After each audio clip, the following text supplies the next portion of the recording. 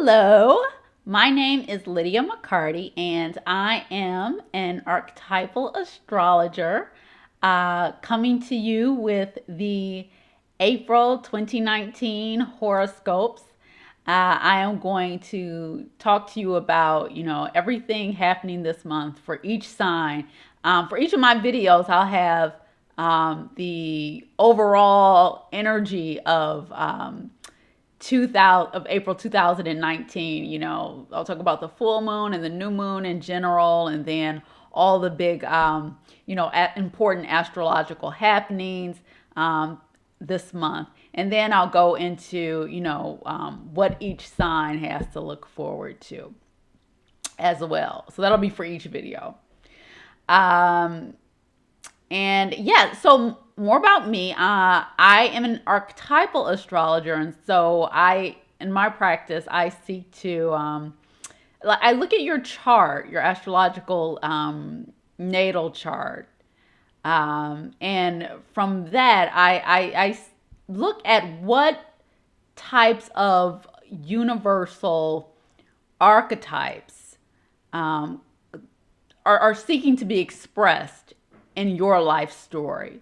And through that, getting to understand, what your soul is seeking to experience in this lifetime, getting to understand that, you can lead yourself along a path to self-actualization and eventually becoming the hero of your own life story. So if you are interested in a reading with me, check out my website, www.thetruestnorth.com. You can also get in touch with me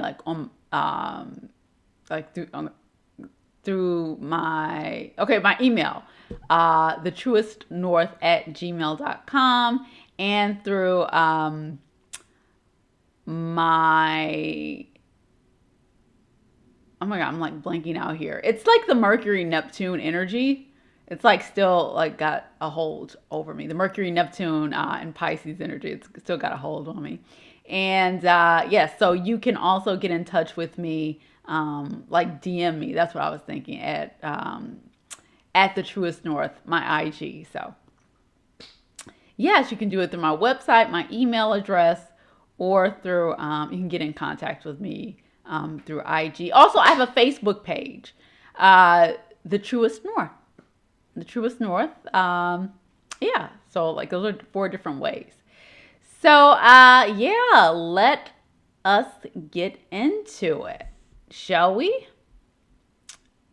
And I really like the month of April here because we've got 4 signs, 4 planets that are really strong.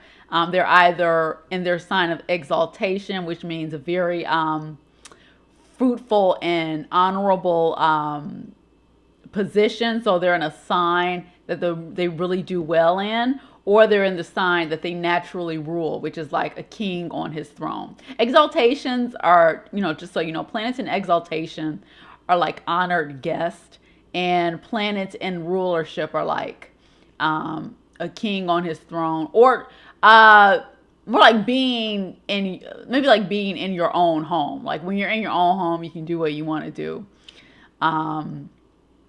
Yeah, so no checks, no reins on your behavior. Being a king in your own kingdom on your own throne, or being a very honored and respected guest. So planets and the signs they rule, or in signs that they're in exaltation in, tend to do very well and provide fruitful results. And so we've got 4 planets this month, for most of this month, that will be in signs that they do really well in. So the sun will be in Aries, the sign of its exaltation. Venus will be in Pisces for most of the month. That is also the sign of its exaltation. Jupiter will be transiting Sagittarius for most of this month. That's the sign that it naturally rules. And Saturn, even though it's which I'll get more into, even though it's saddled with the South Node and Pluto, Saturn is in Capricorn, the sign that it rules as well. And so planets in their own signs or in signs of exaltation, they give, they protect in a way. Protect, and you tend to be able to get the best out of those planets as far as what they're capable of giving, depending on your individual chart and aspects and what you've got. And also it gives results for anything that you're going to start this year or this month. And we'll get more into that as we talk about the Aries new moon, because new moons are about new beginnings. And Aries, the sign Aries is the first sign of the zodiac. Aries is about new beginnings. So it's like, planting new seeds to the 10th power, like times 2, or times 2, you could say, because we see that symbolism twice. So Aries new moons are just overall a great time for new beginnings, and we'll get into that more. All right, so let's start at the beginning of the month. Mercury is still in Pisces. Now, Mercury tends to have some trouble in Pisces because Mercury is about a clear perception of the material world and understanding the different parts and being able to, differentiate, analyze, discriminate those things, and then like to connecting them in order to be able to make use of things or to be able to communicate ideas about your environment. Now, Pisces is the last sign of the zodiac, so it's about endings and oneness and everything being part of one whole. And so where Mercury seeks to differentiate, discriminate, it's looking for differences. In Pisces, it has to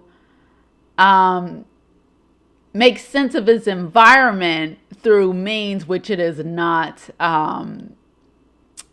it's not quite comfortable with. So it's Mercury in Pisces looks for the innate connectedness in all things. It's like having to learn to look beyond form, the form of things which appear to be different.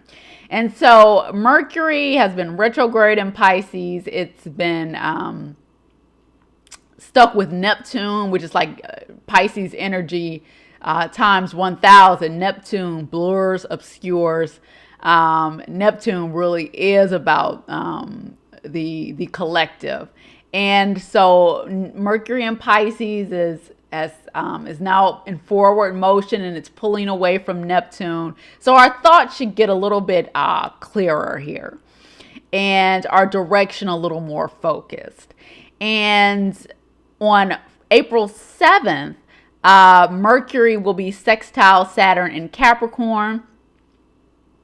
Sextiles are always about opportunity, and Saturn in its own sign of Capricorn is all about being grounded, realism, being grounded in the material world, I should say, and working to manifest in the material world. So this Mercury sextile Saturn in Capricorn on the 7th really gives a chance to ground your thinking, and perhaps it gives the opportunity to manifest in the material some of the innate creativity that the position of Mercury in Pisces offers, because Mercury in Pisces is a very creative placement. It might not be the most logical, which Mercury is logic, which Mercury likes, but it's a very creative, artistic placement. It offers a lot of benefits there. It can be a very spiritual placement. And so though, if you've been involved in those things, spirituality, visualization, imagination, create artistry, this gives you a chance to it gives you the opportunity to put some of those things down on paper and build something material from that you can touch, hold, and feel if you take that opportunity. Okay. I will be right back, guys. Okay, so then we have the new moon in Aries happening April 5th. So that's Friday, April 5th, 4:05 a.m. Eastern Time. It's happening at 15 degrees of Aries, and new moon, both the new moons and the sign of Aries are about new beginnings, taking chances on something new, planting new seeds. Um, and Aries especially is about challenge. And so we have this double symbolism going on of new beginnings. And Aries is a fire sign, and fire signs, especially Aries, gives lots of energy to pioneer, to initiate, motivation, inspiration. And so this new moon is really about starting something new, challenging yourself with something new, take that chance. And for each sign, I'll go through where that chance is manifesting in your chart. But taking that chance and just doing it. That's very like the Nike slogan. That's very new moon in Aries. And the Aries is ruled by Mars, and so Mars is ruling this new moon. And Mars has just left Taurus at the end of March, where Mars is not too comfortable, and it entered Gemini, and Gemini is a mutable sign. It's a dual sign, duality. Gemini is always at least two. At least two things, at least two sides. And so we're going to be exerting this energy, this energy to start something new into two different areas of our lives, at least two different areas of our lives. Now the trick with Gemini is always don't let yourself become like totally distracted by 10 projects at once, but keep it down to a manageable amount of things. Two to three things I think is fine. And Mars is going to be in Gemini all throughout this month. And so this new moon is saying there are two areas, at least two to three areas where you can exert your energy for this new project, this new idea that's being birthed this month. And this new moon is also happening in conjunction with or alongside, I should say, Pluto conjunct the South Node in Capricorn, which is happening. You're going to feel this all month, really, but especially April 3rd, April 4th, April 5th. But again, this energy is going to be with us all through the month. And Capricorn is a sign that has to do with structure and the mastering of the material world. And that's at its most positive. That's in its highest manifestation, its highest form. But Capricorn, because it's about the structures and crystallization and structures and crystallization, Capricorn can be, in our effort to master things, in our effort to make things right, so we can get that payoff, because Capricorn is looking to get to the top of the mountain, or looking to get that payoff. We can become very fear-based, and we can crystallize fear-based and time-based, because Saturn, Capricorn's natural ruler, rules time. And so through doing that, we can become we can build up these structures. Capricorn is structures. We can build up these structures of functioning, which are fear and fear-based in nature. And that can sort of close us off. Capricorn is actually where you can encounter a lot of fear, a lot of hang-ups, inability, hard lessons that you have to repeat again and again. repeat again and again because there's something in you that just doesn't get it. And it's ruled by Saturn, and Saturn is a taskmaster. And so, but Pluto, and so it's definitely dealing with structures that we've built for ourselves in our lives, and where the Capricorn is in your chart indicates where you're going to feel this. But Pluto and the South Node have something in common. Pluto is a planet that represents the need for destruction of that which is not true, which is not authentic about you. It's about death and being transformation and being reborn into something that is more authentic to who you really are, to who you really, what you really are spiritually. And so you hear a lot of things about Pluto. It's associated with terror, control issues,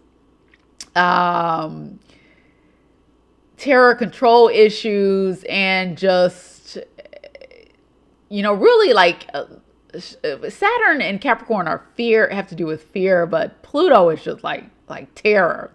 And Pluto transits can bring up a lot of stuff because they're forcing you to Pluto kills off what is no longer needed in your life, and it forces you to let go.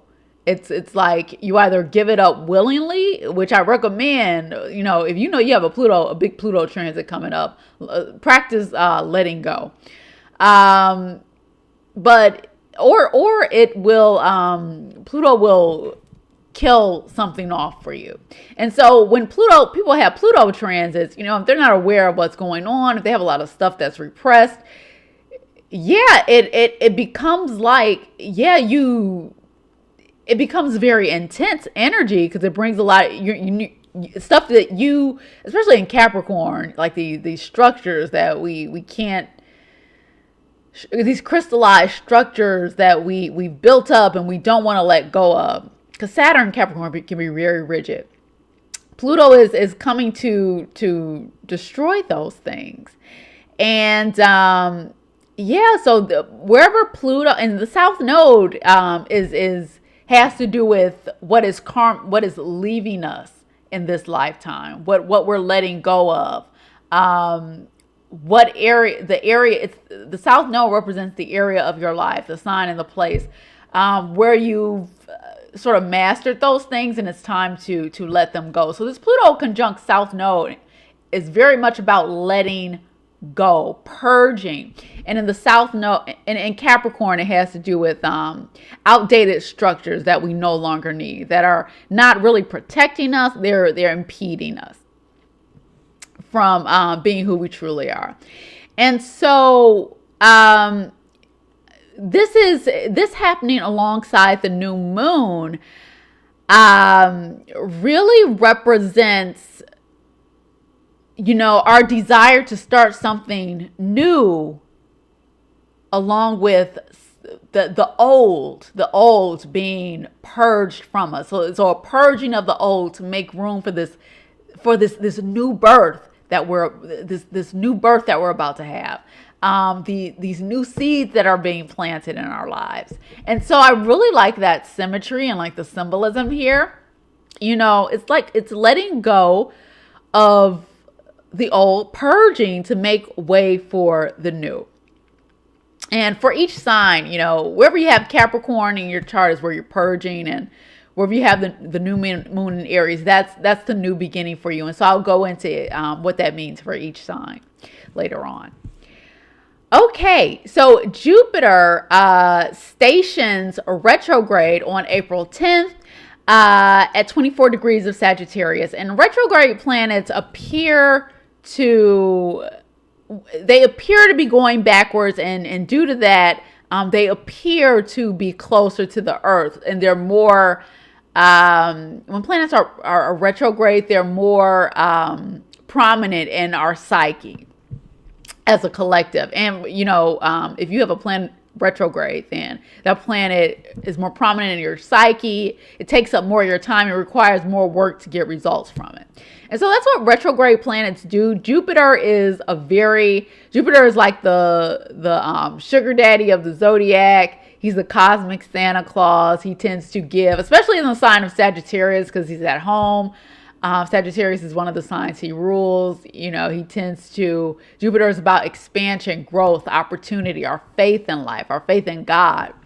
And so when Jupiter turns retrograde, he pulls in a little, and we have to work and focus more on those Jupiter things, especially our philosophy and our belief system. What is it that we're putting our belief in? What is it that we're putting our faith in? What do we need to focus on? What do we need to do to expand our mind, to expand our viewpoint, in order that we can, make a better contribution to society? Because Jupiter is what they call, it's a social planet, so it has to do with society at large. And so Jupiter will be retrograde until August. And so, Jupiter, even retrograde, it's still Jupiter. It doesn't make things too hard for us.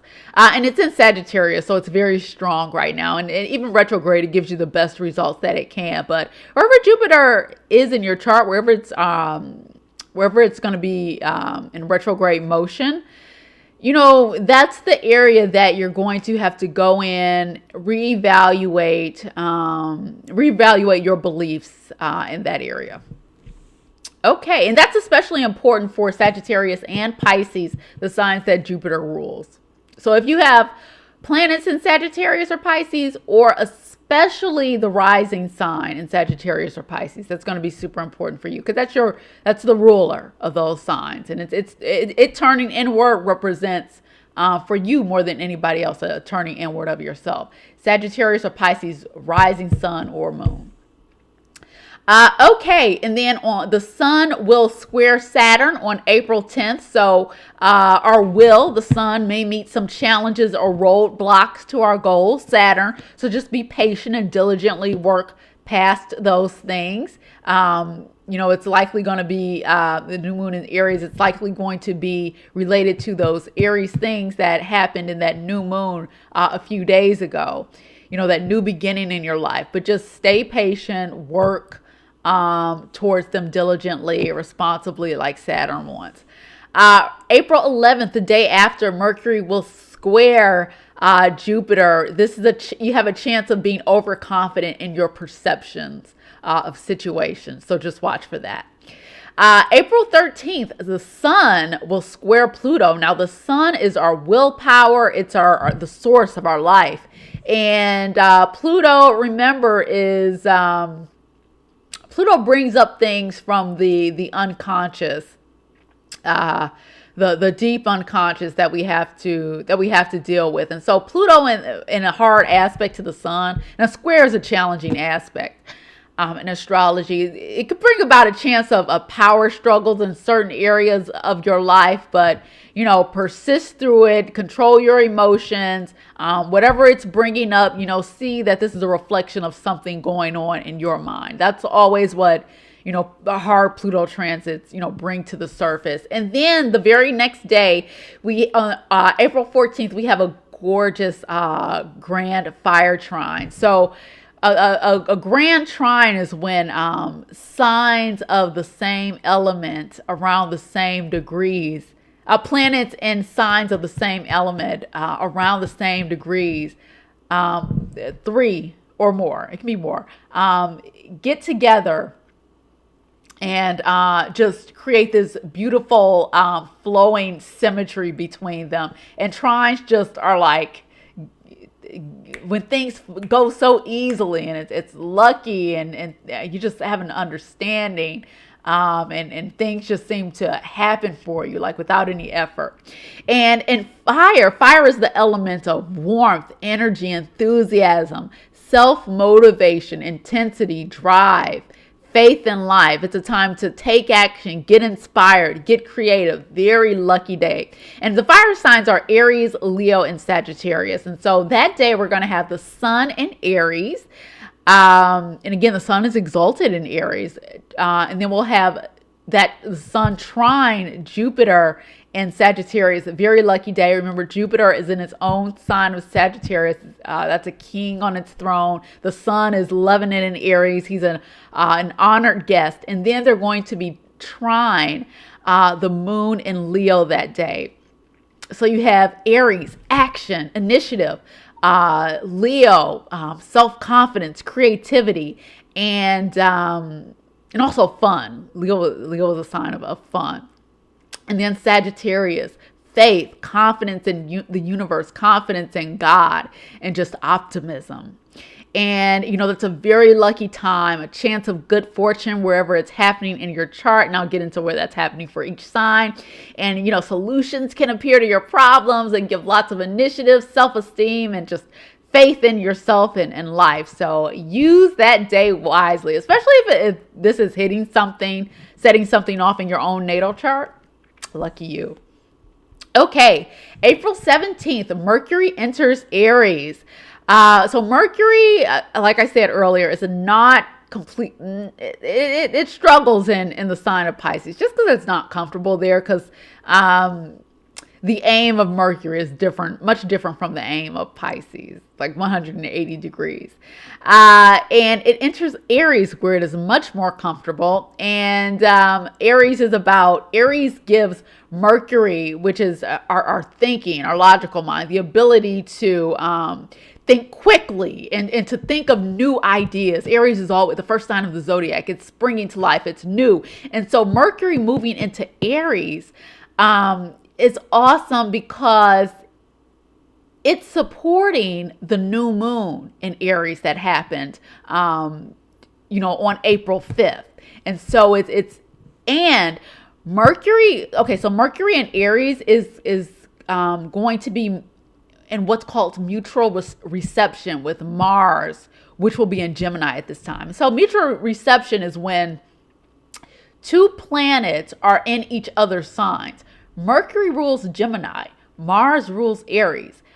We are going to have Mercury in Aries and Mars in Gemini. And so they are working together for the same purpose here. So Mercury in Aries is going to be feeding into Mars and Gemini, and they're just going to be supporting that new moon in Aries, those new ideas, that new seed that you planted at the new moon. It's continued energy for the growth of this new idea that you had at the new moon, this new action, this new initiative that you've taken. Okay. On April 19th, we have a full moon in Libra. This is the second Libra full moon of the year. It's going to be happening at the very end of Libra, the critical 29th degree, the last degree of the sign. And this follows the full moon in Libra that we had last year. And it's a second chance to bring issues of partnership, contracts, diplomacy, to like a second conclusion, if you will. And think back to what happened at last month's full moon in Libra.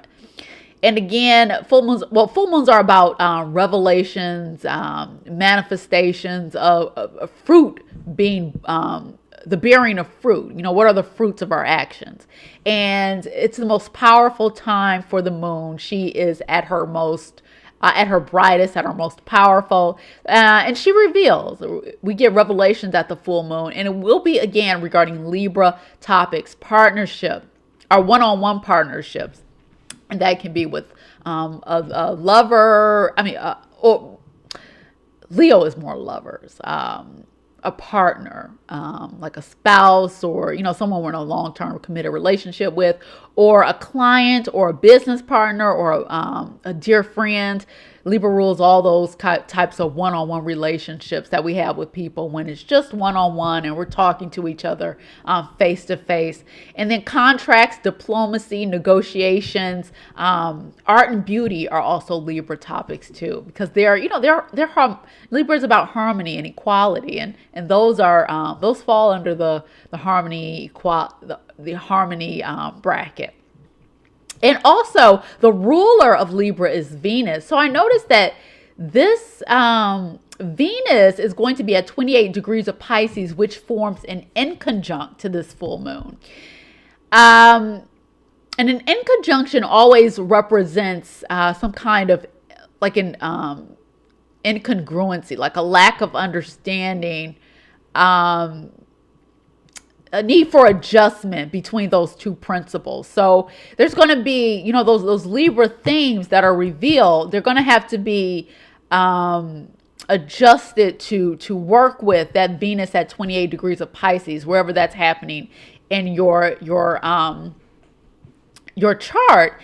And again, Pisces has, and Venus is exalted in Pisces because Venus is the planet of love. It's the planet of relationships, values, and through its Libra rulership, relationships, and partnership and equality and balance. And in Pisces, Pisces is a very selfless sign because it's the last sign of the zodiac. It's where we're letting go, where we're surrendering. And so whatever Libra, this full moon in Libra tells you, there's going to be about your relationships and partnerships. There's going to have to be, you're going to have to figure out, where you need to surrender in that. It may be to someone else. It may even be to someone else because Libra is a sign of relationships. So where do you need to surrender? Where do you need to give unconditional love? Venus in Pisces is unconditional love. That's why it's exalted there. Where do you need to be selfless in that area? So you have to, those things they're going to take some working together there. But yeah, Venus and Pisces bring some element of spirituality, selflessness, maybe some sacrifice has to be made or some surrender. Okay, then April 20th, Venus will leave Pisces where it loves to be, and it'll enter Aries where it is much less comfortable because Venus is the planet of we. Leaving the sign of the all. So we're leaving the planet of we is leaving the sign of the all and entering the sign of me. Aries is the sign of me. Aries is a very self-motivated, personally focused sign. So Venus, she tends to have a little trouble there. So you can expect that you may become more self-centered in your relationships at this time, wherever Venus is transiting in your chart as well. And also, again, this Venus in Aries, it's supporting that new moon energy, because the new moon happened in Aries. So again, we have Venus, pleasure, enjoyment, and what we started at the new moon. So, and then on April 20th, the sun will enter Taurus. It'll leave Aries, where it loves being, and it will enter the earthy, grounded, stable energy of Taurus. And Taurus is about our self-worth, our values, making sure we're comfortable and supported in the material world. It's a very practical sign. Taurus is a very sensual sign. It's about the five senses and keeping the body comfortable. And Taurus also rules our talents as well, because Taurus rules our resources. And so, we could turn our focus there as well. Because your talents are your resources. And then on April, so like the beginning of April is awesome. We got all this energy flowing, all this fire. We're ready to go. We're fired up. And then after April 21st, things get a little tougher, and they slow down a little bit. So, but actually, I would say after April 22nd, April 23rd, things start to get a little tougher, because on April 22nd, we have the sun conjunct Uranus at 2 degrees in Taurus. Uranus is the is the planet of unpredictability, shocks, going against the grain. And the sun conjunct Uranus is the focus of the day is going to be stimulation, excitement, and like the urge to break free from routine, even in staid Taurus. And so expect the unexpected that day. Your schedule likely won't go as planned. Something's going to pop up depending on wherever that is in your chart and what it's aspecting. And because Taurus rules the economy, because it rules money, nature, the weather, in the beauty industry, you may see some changes there. Even the music industry, Taurus rules music. Okay, so again, things start to get a little more intense towards the end of the month. On April 24th, Pluto in Capricorn will station retrograde, and where it will be, and it will remain retrograde until September. And then on April 29th, Saturn will station retrograde in Capricorn, and it will remain there. Saturn will remain retrograde in Capricorn until September, and then Pluto will remain retrograde in Capricorn until October. And just to clarify, Pluto stations retrograde on the 24th. Saturn turns retrograde on the 29th. And again, retrograde planets are closer to us. They're more, they require more of our conscious effort because they're more prominent in our psyche at that time. And work will just need to be done on those outworn structures. Saturn, Capricorn structures. And then Pluto is coming to tear them down. So what outworn fear-based structures need to be destroyed in your life, so that something that is authentically you, something more loving, more loving. Where do those things need to be built? What needs to be torn down and what needs to be built anew? Pluto, Saturn, and then you've got the South Node in there as well throughout the whole month. That's all about tearing down outdated structures that are impeding us instead of helping us grow. And then on April 26th, we have Mars in Gemini square Neptune in Pisces. And Mars is how we take action. Neptune is the collective unconscious. It blurs everything. I think Neptune's like consciousness itself. It blurs everything into one whole. And so, like Mars square Neptune, we can have lower energy, unclear focus. We're not sure what our goals are, what actions we should take. Everything is just so blurry and foggy. And then we can have self-undoing actions, especially if you try to act selflessly, because Neptune is about the collective. And I have Mars square Neptune natally, and acting selfishly doesn't really get you anywhere with this aspect. It'll actually lead to your self-undoing. Fear to take action, tendency towards deceit and disillusionment. Neptune, whenever you have an aspect to Neptune, a hard aspect to Neptune, and a square would be considered a hard or challenging aspect. Learn how to surrender, learn how to act for the higher good. This is an excellent aspect for spiritual studies, for artistic studies, for service to someone in need, something that will benefit the collective. That's Neptune. Okay, so I have finally gotten to the end of like the general horoscope, and then I'm going to go into each sign. So I'll see you there.